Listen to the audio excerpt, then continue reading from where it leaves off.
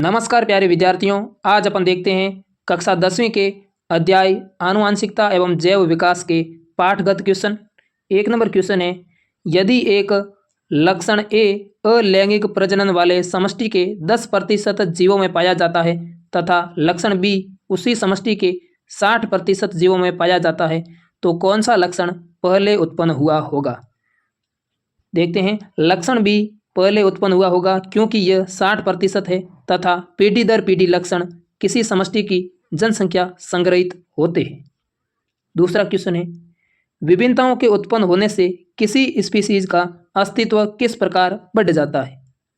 देखते हैं, विभिन्नताओं के उत्पन्न होने से किसी स्पीशीज के अस्तित्व की संभावना इसलिए बढ़ जाती है क्योंकि वह स्पीशीज स्वयं को वातावरण के अनुसार अनुकूलित करने में सक्षम हो जाता है। उदाहरण के लिए, उष्णता को सहन करने की क्षमता वाले जीवाणुओं को अधिक गर्मी से बचने की संभावना अधिक होती है। यदि वैश्विक उष्मीकरण के कारण जल का ताप बढ़ जाता है तो जीवाणु मर जाते हैं। केवल उष्ण प्रतिरोधी क्षमता वाले ही जीवित रह पाते हैं। अगला क्वेश्चन है, मेंडल के प्रयोगों द्वारा कैसे पता चला कि लक्षण प्रभावी अथवा अप्रभावी है। मेंडल ने पाया कि शुद्ध लंबे मटर के पौधे तथा शुद्ध बौने मटर के पौधे के बीच संकरण से F1 पीटी में प्राप्त सभी पौधे लंबे थे। कैपिटल टी लंबा था, स्मॉल टी बौना था। एक कैपिटल टी एक स्मॉल टी, तो इसमें सभी लंबे आएंगे।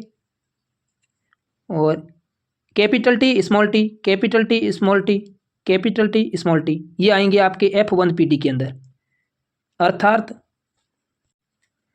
दो लक्षणों में से केवल एक पैतृक जनकीय लक्षण ही दिखाई देता है, इसे प्रभावी लक्षण कहते हैं। द्वितीय चरण में उन्होंने F1 पीडी से प्राप्त पौधों में स्वपरागण करवाया तो पाया कि लंबे तथा बौने पौधों का अनुपात 3:1 था। अर्थात F2 पीडी में भी लंबे पौधे प्रभावी थे परंतु बौने पौधे अप्रभावी लक्षण वाले भी थे। इसमें capital T small T into capital T small T, फिर इसका क्रॉस ब्रीडिंग करवाया, संकरण करवाया, तो कैपिटल टी लंबा, capital T small T small T बौना। अर्थात मेंडल के प्रयोग से स्पष्ट हो जाता है कि लक्षण प्रभावी या अप्रभावी हो सकते हैं। अगला क्वेश्चन है, मेंडल ने प्रयोगों से कैसे पता चला कि विभिन्न लक्षण स्वतंत्र रूप से वंशानुगत होते हैं। मेंडल के प्रयोग में F1 पीडी के सभी पौधे लंबे थे तथा पुनः जब F1 पीडी के दो पौधों का संकरण किया गया तब F2 पीडी के पौधे या तो लंबे या बौने थे।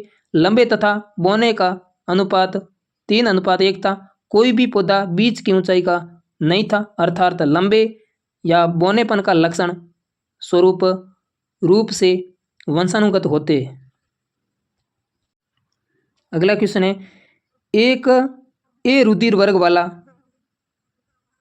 पुरुष एक स्त्री जिसका रुधिर वर्ग O है से विवाह करता है, उनकी पुत्री का रुधिर वर्ग O है। क्या यह सूचना पर्याप्त है? यदि आपसे कहा जाए कि कौन सा विकल्प लक्षण रुधिर वर्ग A तथा O प्रभावी लक्षण है, अपने उत्तर का स्पष्टीकरण दीजिए। नहीं, यह सूचना पर्याप्त नहीं है क्योंकि यदि रक्त समूह A प्रभावी हो तथा रक्त समूह O अप्रभावी तब भी पुत्री का रुधिर समूह जो वर्ग है वो O हो सकता है। यदि रक्त वर्ग A अप्रभावी परंतु रक्त वर्ग O प्रभावी हो तब भी पुत्री का रक्त वर्ग O हो सकता है। अगला देखते हैं, मानव में बच्चे का लिंग निर्धारण कैसे होता है। देखते हैं, बच्चों का लिंग निर्धारण इस बात पर निर्भर करता है कि उन्हें अपने पिता से किस प्रकार का गुणसूत्र प्राप्त हुआ है। जिस बच्चे को अपने पिता से X गुणसूत्र वंशानुगत हुआ है वो लड़की तथा जिसे पिता से Y गुणसूत्र वंशानुगत हुआ वो लड़का होगा। यानी कि पिता से जिसको X गुणसूत्र मिला वो तो लड़की और पिता से जिसको Y गुणसूत्र मिला वो लड़का होगा। ये देखिए प्यारे विद्यार्थियों कि जिसमें नर में XY, मादा में XX। अब जैसे यहाँ से X लिया, यहाँ से भी X लिया तो मादा का जन्म होगा यानी कि लड़की का जन्म होगा। और यहाँ से X और यहाँ से भी X तो भी मादा का जन्म होगा। यहाँ से Y और यहाँ से X तो XY मतलब नर या लड़का। यहाँ से एक्स, यहाँ से वाई, यहाँ से एक्स, एक्स वाई है तो लड़का जन्म लेगा। अतः नर तथा मादा उत्पन्न होने की संभावनाएं 1:1 के रूप में अनुपात में रहती है। अगला क्वेश्चन है, वे कौन से विभिन्न तरीके हैं जिनके द्वारा एक विशेष लक्षण वाले व्यष्टि जीवों की संख्या समष्टि में बढ़ सकती है? निम्नलिखित तरीकों द्वारा एक विशेष लक्षण वाले व्यष्टि जीवों की संख्या समष्टि में बढ़ सकती है। 1 नंबर है प्राकृतिक चयन, नेचुरल सिलेक्शन। प्रकृति द्वारा लाभप्रद विविधताओं वाली समष्टि को सतत बनाए रखना प्राकृतिक चयन कहलाता है। वे लक्षण जो किसी वैश्विक जीव के उत्तरजीविता तथा प्रजनन में लाभदायक होती है, अगली पीढ़ी संतति में हस्तांतरित हो जाती है, परंतु जिनसे कोई लाभ नहीं होता वे लक्षण संतति में नहीं जाते। किस में नहीं जाते? लक्षण संतति में नहीं जाते। उदाहरण, जितने अधिक कोय होंगे उतने अधिक लाल सुरंग उनके शिकार बनेंगे तथा समष्टि में हरे रंगों की संख्या बढ़ती जाएगी, क्योंकि हरी पत्तियों की झाड़ियों में हरे मूंग को कोई नहीं देख पाते। दूसरा है आनुवांशिक विचलन। कभी कभी आकस्मिक दुर्घटना के कारण किसी समष्टि के ज़्यादातर जीव मर जाते हैं। ऐसी स्थिति में जीन सीमित रह जाते हैं। इसके कारण उस समष्टि का रूप बदल जाता है तथा उनकी संतति में केवल जीवित सदस्यों के लक्षण ही दिखाई देते हैं। इसे आनुवांशिक विचलन कहा जाता है, जैसे महामारी तथा परभक्षण आदि की स्थिति में। तीसरा है विभिन्नताएं एवं अनुकूलन। विभिन्नताएं एवं अनुकूलता पर्यावरण में जीवों की उत्तरजीविता कायम रखने में सहायक होते हैं। अगला है एक एकल जीव द्वारा उपार्जित लक्षण सामान्यतः अगली पीढ़ी में वंशानुगत नहीं होते हैं। क्यों? केवल वे ही लक्षण वंशानुगत होते हैं जो जनन कोशिकाओं के डीएनए द्वारा अगली पीढ़ी में जाते हैं। उपार्जित लक्षण का जनन कोशिका के जीन पर कोई प्रभाव नहीं पड़ता है। कायिक ऊतकों में होने वाले परिवर्तन लैंगिक कोशिकाओं के डीएनए में नहीं जा सकते। अगला है बाघों की संख्या में कमी आनुवंशिकता की दृष्टि से चिंता का विषय क्यों है? क्योंकि बाघों की संख्या में कभी आनुवंशिकता की दृष्टि से इसलिए चिंता का विषय है क्योंकि यदि बाघ विलुप्त हो गए तो इसके स्पीसीज का जीन भी हमेशा के लिए खत्म हो जाएंगे तथा बाघों के स्पीसीज को पुनः वापस ला पाना असंभव होगा। हमारी अगली पीढ़ी बाघ को नहीं देख पाएगी। अगला क्वेश्चन है वे कौन से कारक है जो नई स्पीसीज के उद्भव में सहायक है? नई स्पीसीज के उद्भव में सहायक कारण निम्न है।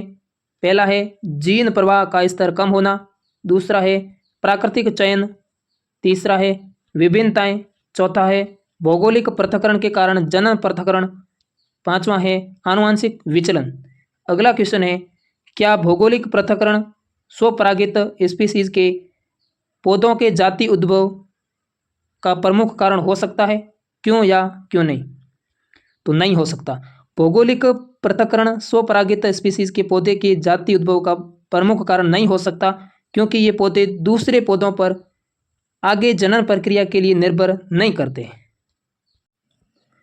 अगला है क्या भौगोलिक पृथक्करण अलैंगिक जनन वाले जीवों के जाति उद्भव का प्रमुख कारक हो सकता है? क्यों या क्यों नहीं होता?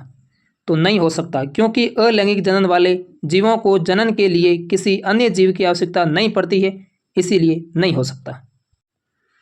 अगला क्वेश्चन है उन अभिलक्षणों का एक उदाहरण दीजिए जिनका हम दो स्पीसीज के विकासीय संबंध निर्धारण के लिए करते हैं। देखते हैं समजात अंगों की उपस्थिति में हमें दो स्पीसीज के सदस्यों में विकासीय संबंध स्थापित करने में सहायता मिलती है। उदाहरण पक्षियों, सरीसृप एवं जल स्थलचर की तरह स्तनधारियों के 4 पैर होते हैं। सभी में पैरों की आधारभूत संरचना एक समान होती है, परंतु कार्यों में भिन्न होते हैं। ऐसे अंग समजात अंग कहलाते हैं। वे अभिलक्षण इंगित करते हैं कि वे समान जनक से वंशानुगत हुए हैं।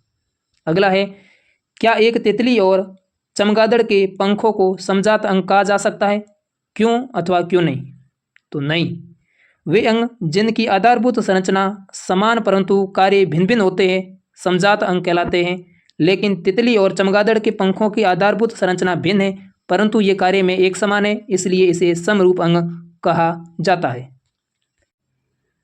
अगला है जीवाश्म क्या है, वे जैव विकास प्रक्रम के विषय में क्या दर्शाते हैं। कभी कभी जीव अथवा उसके कुछ भाग भूपटल की कठोर सतहों के बीच दब जाती है, जिसके कारण उसका अपघटन नहीं होता है तथा वे परिरक्षित रूप में मिलती है, जिन्हें जीवाश्म कहते हैं। जीवाश्म जैव विकास के लिए एक प्रमाण प्रदान करता है जो इसे समझने में सहायता करता है। उदाहरण के लिए आर्कियोप्टेरिक्स एक पक्षी जीवाश्म जो पक्षी की तरह दिखते हैं, परंतु इसमें अनेक ऐसे लक्षण हैं जो सरीसृप में पाए जाते हैं। इस तरह यह पक्षी का सरीसृप के बीच एक जैव विकास संबंध की कड़ी स्थापित करता है तथा प्रमाणित करते हैं कि पक्षी बहुत निकटता से सरीसृप से संबंधित है। अगला क्वेश्चन है, क्या कारण है कि आकृति, आकार, रंग, रूप में इतने भिन्न दिखाई पड़ने वाले मानव एक ही स्पीशीज के सदस्य है। देखते हैं। आधुनिक मानव स्पीशीज होमो सेपियंस का उद्भव अफ्रीका में हुआ था। कुछ हजार वर्ष पूर्व हमारे पूर्वजों ने अफ्रीका छोड़ दिया, जबकि कुछ वहीं रह गए थे। वे अलग अलग देश के वातावरण में फैल गए, जिसके कारण उनका आकार, आकृति, रंग, रूप भिन्न हो गए। इन विविधताओं के बावजूद वे परस्पर सफल लैंगिक जनन करने में समर्थ है तथा बच्चे पैदा कर सकते हैं, जिसके आधार पर उन्हें एक स्पीशीज के सदस्य कहा जा सकता है। अगला क्वेश्चन है, विकास के आधार पर क्या आप बता सकते हैं कि जीवाणु, मकड़ी, मछली तथा चिंपैंजी में किसका शारीरिक अभिकल्प उत्तम है। अपने उत्तर की व्याख्या कीजिए। जैव विकास में यह प्रवृत्ति दिखाई देती है कि समय के साथ साथ उसके शारीरिक अभिकल्प की जटिलता में वृद्धि होती है। इस आधार पर चिंपैंजी का शारीरिक अभिकल्प उत्तम प्रतीत होता है, परंतु प्रतिकूल एवं अत्यंत कठिन परिस्थितियों में उत्तरजीविता की दृष्टि से सरलतम अभिकल्प वाला एक समूह जीवाणु विषम पर्यावरण जैसे उष्ण झरने, गहरे समुद्र के गर्म स्रोत तथा अंटार्कटिका की बर्फ में भी पाए जाते हैं। अतः यह आवश्यक नहीं है कि जटिल शारीरिक अभिकल्प वाले जीव जैव विकासीय दृष्टि से सरल शारीरिक अभिकल्प वाले जीवों से उत्तम हो, क्योंकि ये कठिन परिस्थितियों में भी जीवित रह सकते हैं। तो प्यारे विद्यार्थियों, ये सब क्वेश्चन थे आपके आनुवंशिकता वाले पाठ से संबंधित। अगर आप चैनल पर नए हैं तो चैनल को सब्सक्राइब करें, वीडियो को लाइक करें और अपने दोस्तों के साथ शेयर करें। धन्यवाद।